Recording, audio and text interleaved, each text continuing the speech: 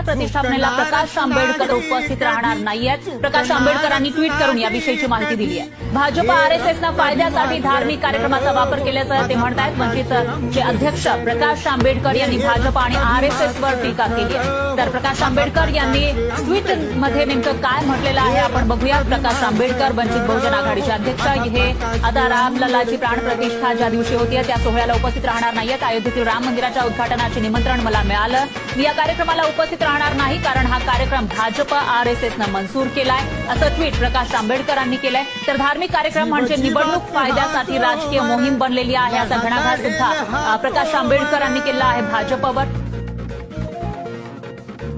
त्याचबरोबर माझे आजोबा डॉक्टर B.R. आंबेडकरांनी चेतावणी दिली की जर पक्षांनी पंथाला देशाच्या वर स्थान दिलं तर आपले स्वातंत्र्य दुसऱ्यांदा धोक्यात येईल, असाही उल्लेख त्यांनी या ठिकाणी केला आहे। कदाचित कायमचे गमावले जाईल। माझ्या आजोबांनी